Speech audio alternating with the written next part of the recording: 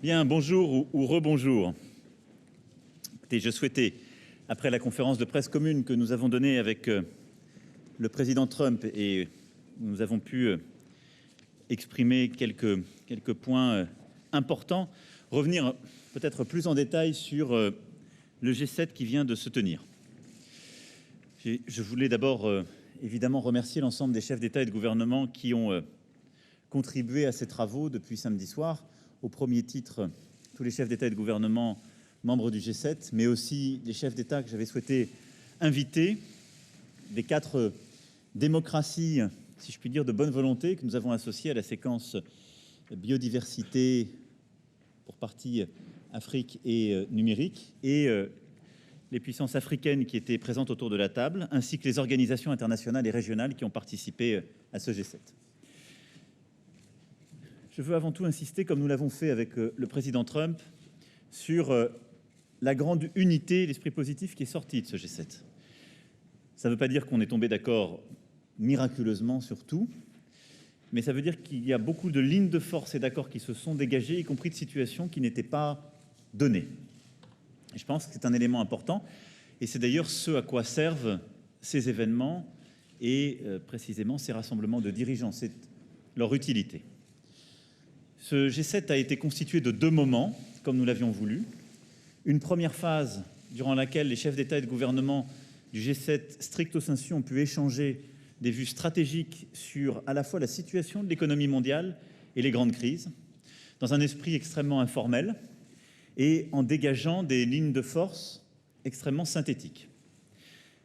C'était un retour, si je puis dire, aux sources du G7 qui me semblait particulièrement important dans des moments de fébrilité, de tension, d'incertitude, où parfois on crée de la tension avec un luxe de détails et parce qu'on ne se dit pas suffisamment les choses. Je vais vous rendre compte de cette discussion, mais elle a permis d'aboutir à une déclaration des chefs d'État et de gouvernement du G7 qui, dans quelques instants, va vous être transmise et sera publiée, qui tient en 1 page.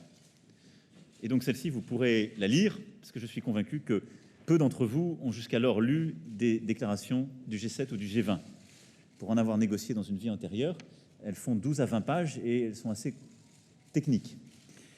Ce qui veut dire qu'on a eu beaucoup de débats, y compris techniques. Il y a eu un très gros travail des Sherpas, des équipes, les ministériels, donc les rendez-vous entre les ministres ont conduit à des textes beaucoup plus nourris et techniques, et c'est leur rôle.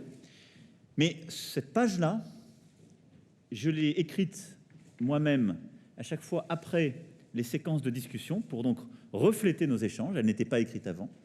Elle a été distribuée aux dirigeants et elle a été agréée par les dirigeants. Donc c'est vraiment ce sur quoi nous sommes tombés d'accord et c'est les éléments de consensus très simples sur lesquels on a voulu exprimer une vision claire et forte d'accord. Sur ce volet, et donc cette première partie du G7, nous avons eu une discussion sur le commerce international. C'était hier matin. Et nous avons à cette occasion rappelé que le G7 est attaché à un commerce mondial ouvert et juste et à la stabilité de l'économie mondiale. On a d'ailleurs demandé à nos ministres des Finances de pouvoir travailler sur les préconisations, parce que quand on regarde l'environnement mondial, il y a plusieurs sources d'inquiétude qui peuvent apparaître, de l'instabilité, des ralentissements régionaux, en particulier d'ailleurs quand on regarde l'Europe, qui doivent nous conduire, d'une part, à interroger notre modèle économique actuel. Beaucoup, il y a encore quelques mois, écrivaient qu'on ne pouvait pas, dans un univers de taux d'intérêt si bas, avoir des développements économiques. Et aussi nous interroger sur les mécanismes de relance de la croissance que nous devons opérer. Et c'est une discussion tout particulièrement que les Européens doivent porter. Plus spécifiquement, vous le savez, il y avait des tensions sur les sujets commerciaux ou de taxation. Nous avons acté ensemble, je nous lis, de dire que le G7 veut changer en profondeur l'Organisation mondiale du commerce afin d'être plus efficace dans la protection de la propriété intellectuelle, de régler plus rapidement les différends et d'éradiquer les pratiques commerciales déloyales. Ça veut dire qu'il y a une discussion en cours, comme on le rappelait tout à l'heure, entre les États-Unis et la Chine, qui est très importante. Mais il y a aussi une volonté de tous les membres du G7 d'avoir une organisation internationale plus efficace pour lutter contre ce qui parfois nous a affaiblis ou ce qui a pu nous diviser. C'est un élément très important parce que nous actons ainsi que pour nous c'est l'essentiel de la réponse. Et surtout, nous décidons de travailler ensemble pour le résoudre. Fini la naïveté qu'il y a parfois eu à l'égard de certains, mais fini aussi la volonté de régler le problème de manière simplement bilatérale. Il y a vraiment un travail ensemble qui s'installe.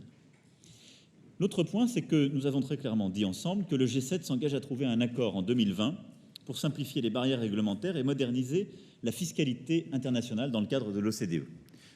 Ce point-là, je l'ai détaillé tout à l'heure dans la conférence de presse avec le président Trump. Ça fait plusieurs années que nous défendons ce sujet. Nous avons aujourd'hui une fiscalité internationale qui, si je puis dire, a des trous. C'est normal, elle a été conçue à d'autres époques. Et donc qui permet de l'optimisation fiscale devenue inacceptable par certains acteurs. Il y a quelques années, c'était ce qu'on appelait l'évasion de la base fiscale taxable. Vous avez peut-être entendu parler de ce processus dit BEPS de l'OCDE. Et donc il y avait des grands groupes qui s'arrangeaient, qui transféraient les profits entre les pays pour mettre les profits dans des pays les moins taxés ou qui n'étaient pas taxés et qui ainsi échappaient à une taxation de pays où ils avaient leurs activités. Comment on a réglé ce problème et comment on est en train de finir de le régler? On a construit un accord à l'organisation donc qui est l'OCDE et nous avons défini cet accord dit BEPS contre l'érosion des bases fiscales taxables en bon français et on a une action concertée. Eh bien c'est la même chose qu'on veut faire sur les activités qui échappent aujourd'hui à une taxation. Nous avons décidé ensemble de le faire et c'est beaucoup plus efficace que la taxe française. Nous sommes arrivés à prendre cette taxe, vous vous souvenez pour les journalistes français qui sont dans cette salle, parce que nous avons mené le combat à l'OCDE, mené le combat au niveau européen, puis à un moment donné, de manière assez légitime, nos parlementaires, l'opinion publique, les journalistes nous ont dit « bah d'accord, mais si vous perdez, qu'est-ce que vous faites? Alors vous continuez à nous dire qu'on n'arrive pas à trouver un accord ». On a dit non, si on n'arrive pas à mettre d'accord les autres, on va au moins le faire chez nous. Il y a une dizaine de pays qui sont en train de le faire. Ça crée une dynamique qui parfois implique des conflits, des malentendus, mais qui a montré qu'on de toute façon on était décidé à avancer. Et bien là, ce qu'on a acté, c'est qu'on allait donc ensemble travailler pour cet accord en 2020. Et ensuite une discussion bilatérale, aussi pour régler les sujets potentiels de taxation ou de tarifs qu'il peut y avoir en réaction, pour dire, dès qu'on trouve l'accord, on déduit la fiscalité française de cet accord et puis nous, on l'abandonnera. Parce que le but, c'est bien de trouver un accord international et d'avoir une taxe internationale. Ça, c'est une avancée très importante parce que nous n'avions jamais, au sein du G7, au niveau des chefs d'État et de gouvernement, acté cela. Les ministres des Finances l'avaient acté à Chantilly, nous pas encore. Et c'est un point très important parce que ça va éviter la division et donc la destruction de valeur. Je voulais insister sur ces points en matière économique. Ils sont très importants. C'est des éléments de court terme. Plus largement, moi je crois que j'essaierai de prendre des initiatives en ce sens dans les prochaines semaines. Il nous faut repenser quand même beaucoup de nos dogmes économiques et financiers. Parce qu'on voit que l'univers économique et financier dans lequel nous avançons est en tout cas aux limites de la pensée contemporaine. Et encore une fois, je crois qu'il nous faut quand même revisiter certains automatismes. Ensuite, nous avons eu, à la fois samedi soir et aujourd'hui, des discussions en format G7 très informelles sur les crises, les situations chaudes géopolitiques. D'abord sur l'Iran. Nous avons longuement parlé de ce sujet tout à l'heure ensemble avec le président Trump. Bon, ce qui m'importe, c'est qu'on a là aussi dégagé ensemble nos deux objectifs. Et ça a beaucoup de valeur. Nous avons dit que nous partageons pleinement deux objectifs: faire en sorte que l'Iran ne puisse jamais se doter de l'arme nucléaire, favoriser la paix et la stabilité dans la région. Nous sommes tous d'accord là-dessus. Je ne reviens pas sur les initiatives que nous avons pu prendre, mais je veux ici vraiment en tout cas remercier d'une part le président Trump, parce que dès la première discussion que nous avons eue samedi midi, il a été très clair sur les objectifs qui étaient les siens et sa volonté d'essayer de trouver un accord. Ensuite, sur la clarté de l'échange qu'on a eu samedi soir, où il a pu préciser ce qu'il voulait, un accord plus long, plus clair, avec plus de sites vérifiés, plus protecteur. Et il a permis que nous puissions avancer du coup sur des initiatives en parallèle, ce qui a été fait par le ministre des Affaires étrangères et par une discussion aussi à part qu'il y a eu entre le ministre des Finances et son homologue américain aussi sur des sujets techniques et qui ont permis vraiment de réfléchir à cette situation plus largement. Je veux aussi remercier la chancelière Merkel et le Premier ministre Johnson, parce que ce travail a été fait très étroitement avec eux deux, que nous associons constamment, parce que comme vous le savez, nous sommes les 3 pays européens signataires de ce JCPOA, et donc notre coordination est à mes yeux très importante, et donc nous avons constamment évidemment associé l'Allemagne et la Grande-Bretagne à ce travail et à ces initiatives. Je pense que tout n'est pas réglé. Il faut être très prudent, extrêmement humble dans ce moment-là. Mais il me semble que d'abord, nous avons su à 7 dire clairement ce que nous recherchons tous ensemble. Unité, clarté, apaisement. Ensuite, nous nous sommes parlé, et y compris sur les détails techniques, nous avons amorcé des discussions entre nous, pas avec l'Iran, mais entre nous déjà, sur ce point. Et puis nous, Français, nous avons pu continuer à discuter avec l'Iran à la lumière de toutes ces avancées. Et enfin, on a pu obtenir un message positif sur les intentions, l'acceptabilité d'une rencontre, du côté américain comme du côté iranien, avec beaucoup de prudence à ce stade. Mais avec le fait que, de part et d'autre, si une rencontre est utile, dans le bon format, au bon moment, ils y sont prêts. Ça, je crois que c'est très important. Donc tout ça doit nous conduire quand même à court terme à de la désescalade, et je l'espère à la préparation d'une solution utile. En tout cas, nous allons continuer d'y travailler avec beaucoup d'humilité, mais ça n'aurait pas été possible sans vraiment cette clarté du président américain et ce travail que nous avons fait en particulier avec la Grande-Bretagne et l'Allemagne. Je veux aussi remercier le Premier ministre Abe qui a mené plusieurs initiatives à l'égard de l'Iran. Et nous sommes très vigilants à ce que ces discussions se poursuivent. J'appellerai le président Rouhani dans les prochaines heures pour pouvoir lui parler. Les ministres parleront à leurs homologues également en ce sens. Sur la Russie, nous avons eu, et la situation en Ukraine, nous avons eu là aussi une longue discussion. Nous avons acté, et c'est dans le texte très court que nous sortons, que nous réunirons en septembre une réunion au niveau des chefs d'État et de gouvernement en format Normandie. J'avais commencé cette discussion avec le président Poutine à Brégançon il y a une semaine, quasiment heure pour heure, qui souhaitait aussi qu'on puisse avoir une telle réunion. Et j'avais eu au téléphone le président Zelensky, que le ministre a pu avoir aussi pendant ce sommet, qui a confirmé cette intention. Parce que nous pensons que les conditions sont réunies pour avoir un sommet utile au niveau des chefs d'État et de gouvernement. Là aussi, c'est une situation qu'on connaît depuis plusieurs années, sur laquelle il faut rester vigilant et humble. Mais il nous semble que, par les discussions des dernières semaines, nous pouvons avoir des vraies avancées concrètes.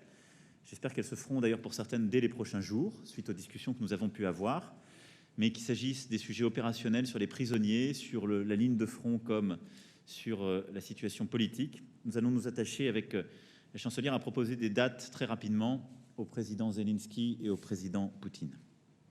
Par contre, la discussion n'a pas permis de dégager un consensus sur l'invitation qui serait faite à la Russie de revenir autour de la table. C'était une très bonne discussion, mais vous savez que la règle implicite du G7, c'est que tout le monde soit d'accord. C'est l'unanimité en particulier pour inviter un nouveau membre autour de la table. C'est la décision de la puissance invitante d'inviter un pays, mais à titre d'invité. Mais le passage de G7 à G8 doit être une décision unanime. Et je crois qu'il y a eu une discussion qui a permis de dégager le fait que tant que certaines situations, comme ce qui s'était passé au Royaume-Uni, et surtout tant que la crise ukrainienne n'était pas réglée, il n'était pas opportun d'officialiser un retour au G8. Ces discussions se poursuivraient, mais dans le même temps, nous avons aussi tous acté qu'il était important de parler à la Russie, parce qu'elle était au cœur de toutes les crises régionales, et que ce que j'avais, au titre de la présidence du G7, initié lundi dernier, devait se poursuivre. Et d'ailleurs, avec la chancelière Merkel, nous aurons une discussion avec la Russie dans le sommet Normandie que j'évoquais, et nous le poursuivrons aussi sur la crise syrienne. Nous avons ensuite parlé de la Libye. Sur ce sujet, nous avons eu une discussion dans un format plus large, c'est-à-dire les membres du G7, et nous avons associé, lors de la session d'hier après-midi, les pays africains et les organisations régionales, ainsi que le secrétaire général des Nations Unies. Le message très clair qui ressort de nos discussions, qui a été longuement discuté, je vous le livre tel quel, c'est d'une part le soutien unanime, donc des membres du G7, de l'Union africaine et des pays africains qui étaient là. Afrique du Sud, Égypte, Burkina Faso, Sénégal. Et évidemment du président Faki comme du secrétaire général des Nations Unies. Et il est très clair également sur ce sujet que l'ensemble des puissances européennes qui étaient autour de la table ont confirmé très clairement leur accord. Le président Kagame a également été associé à cette discussion et a participé à cet accord. Donc toutes les puissances invitées ont eu à s'exprimer et c'est à l'unanimité que nous avons acté le texte. Premièrement, nous soutenons une trêve en Libye qui puisse donner lieu à un cessez-le-feu durable. Deuxièmement, nous considérons que seule une solution politique permettra d'assurer la stabilité de la Libye. Troisièmement, nous appelons de nos voeux une conférence internationale bien préparée, associant toutes les parties prenantes et tous les acteurs régionaux concernés par le conflit. Quatrièmement, nous soutenons le travail des Nations Unies et de l'Union africaine afin de mettre en place une conférence interlibyenne. Ce qui veut dire très concrètement que tous les États présents, G7, pays africains, organisations régionales, Nations Unies, avons décidé sans réserve de soutenir la trêve et un cessez-le-feu durable, mais que nous avons aussi décidé de soutenir la feuille de route présentée par le représentant spécial du secrétaire général des Nations Unies. C'est celle-ci qui propose une conférence internationale élargie, impliquant toutes les parties prenantes de la région dans ce conflit. Nous souhaitons qu'elle puisse se faire dans les meilleurs délais, et elle est maintenant à préparer. Et des réunions ont commencé à se tenir, en particulier à Paris, à Berlin, et continueront dans les prochaines semaines. Mais qu'au-delà de ça, nous souhaitons aussi que l'Union africaine puisse pleinement se réinvestir, en particulier dans la conférence interlibyenne qui est à préparer. Là aussi, le secrétaire général des Nations Unies et son représentant, M. Salamé, ont fait un très gros travail. Il est important d'associer pleinement l'Union africaine, mais c'est ce double travail avec les puissances qui agissent depuis l'extérieur, comme avec l'ensemble des parties prenantes libyennes, qui peut nous conduire à un chemin positif et à un résultat. Nous avons évidemment évoqué également la question de la Syrie. Le secrétaire général des Nations Unies a pu nous présenter ce matin en détail la situation, les avancées. J'avais évidemment eu une très longue discussion avec le président Poutine sur ce point également lundi dernier. Il en ressort un message commun très clair du G7 de préoccupation sur la situation à Idlib et le rappel d'une exigence de protection des civils et des personnels humanitaires. Et nous sommes tous attachés évidemment à cette situation humanitaire, tous profondément préoccupés, tous aussi préoccupés au-delà de ce conflit de la situation et de la protection indispensable à apporter à tous les travailleurs humanitaires, à tous les journalistes et à tous les défenseurs des droits. Car de manière croissante, dans ces zones de conflit, nous voyons ces humanitaires, ces défenseurs des droits de plus en plus menacés. La question se pose donc tout particulièrement à Idlib, où nous souhaitons réaffirmer de manière très claire un message là, de soutien à toutes les initiatives prises et aux Nations Unies. Il ne peut pas y avoir d'impunité en la matière, et quelque lutte que ce soit contre le terrorisme ou quelques groupements ne peut justifier le sacrifice de populations civiles et a fortiori d'enfants. Nous avons ensuite échangé sur la situation au nord-est. Le président Trump nous a exposé aussi les discussions en cours avec la Turquie, et nous sommes tous très attachés à ce que cette zone tampon puisse se maintenir, qui protège évidemment une partie de la population syrienne, en particulier les combattants rebelles, et qui est un élément de la stabilité. Et puis nous avons également apporté tout notre soutien au processus politique enclenché par le secrétaire général des Nations Unies. Celui-ci avait donné lieu à un soutien fort et important, vous vous en rappelez, l'année dernière, lors du sommet d'Istanbul, où l'Allemagne, la France, la Turquie, la Russie s'étaient réunis pour rapprocher deux processus, celui dit du small group et d'Astana, pour veiller à ce que nous puissions tous ensemble soutenir ce processus onusien. Nous avançons sur ce point. Nous sommes presque au moment d'obtenir un accord de tous sur la constitution du comité constitutionnel porté par les Nations Unies. Et je veux saluer sur ce point le travail du secrétaire général des Nations Unies qui a résisté à toutes les pressions, est en train de finaliser celui-ci. Il y a eu un message confiant sur ce point. C'est un élément essentiel parce que la stabilité durable de la Syrie ne pourra être trouvée, et là-dessus nous sommes tous d'accord aussi, que si nous savons assurer une Syrie pacifiée et plus inclusive, c'est-à-dire avec un comité constitutionnel qui peut travailler, avec des réformes qui permettront d'être proposées ensuite au vote des Syriens, et avec des Syriens qui, vivant en Syrie ou en dehors de Syrie, pourront être pleinement associés au vote et décider de leur destin. Le retour des réfugiés ne pourra être quant à lui réglé que quand la sécurité de ces derniers dans leur pays d'origine pourra être assurée. Et les échanges que j'ai pu avoir encore ces dernières semaines avec le HCR me l'ont confirmé. Sur la Corée du Nord, nous avons eu également une discussion cet après-midi en format G7 et nous souhaitons rappeler l'attachement du G7 à une solution qui permette par la négociation la dénucléarisation complète, vérifiable et irréversible de la péninsule. Nous avons aussi évidemment souhaité rappeler, et le Premier ministre Abe a justement appelé notre attention aussi sur l'importance de ce sujet, le plein respect des droits de l'homme et en particulier que le sujet des personnes enlevées soit traité et réglé. C'est un sujet important pour le Japon tout particulièrement, mais pour nous tous. Là-dessus aussi, le président Trump a pu exposer les initiatives prises ces derniers mois et l'avancée des discussions avec le président de Corée du Nord. Enfin, nous avons échangé sur Hong Kong. Sur ce point, nous avons acté aussi d'un message très clair. Le G7 réaffirme l'existence et l'importance de la déclaration sino-britannique de 1984 sur Hong Kong et appelle à éviter les violences. Et sur ce point, il était aussi important, tout particulièrement compte tenu aussi des accords qui ont été signés historiquement entre la Grande-Bretagne et la Chine, que ce qui a été acté entre ces deux puissances soit pleinement respecté et que la situation soit véritablement maintenue sous contrôle. Voilà les grands sujets stratégiques qui ont été évoqués dans ce format réduit. Comme vous le savez, j'avais ensuite souhaité mettre la lutte contre les inégalités au cœur de ce G7 et innover là aussi dans la méthode en associant, comme je vous le disais, des puissances démocratiques de bonne volonté, l'Afrique au cœur des débats, et c'est avec les pays africains que je citais que nous avons construit l'agenda et que nous avons bâti ces solutions, et évidemment les organisations internationales.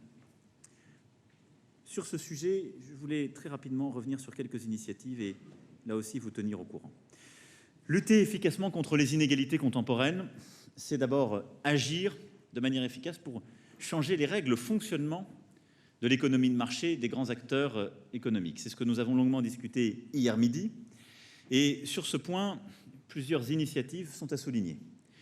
L'initiative dite B4IG, Business for Inclusive Growth, qui a été construite avec des acteurs économiques du secteur privé et qui a été présentée donc durant cette section, qui est la détermination et l'initiative autour de laquelle plusieurs acteurs, investisseurs, entreprises se sont engagés pour acter que l'entreprise n'était pas simplement un lieu où on produit des bénéfices pour les actionnaires, mais bien un lieu qui a à se saisir des défis contemporains en matière climatique, d'égalité des sexes, d'inégalité, de partage de la valeur.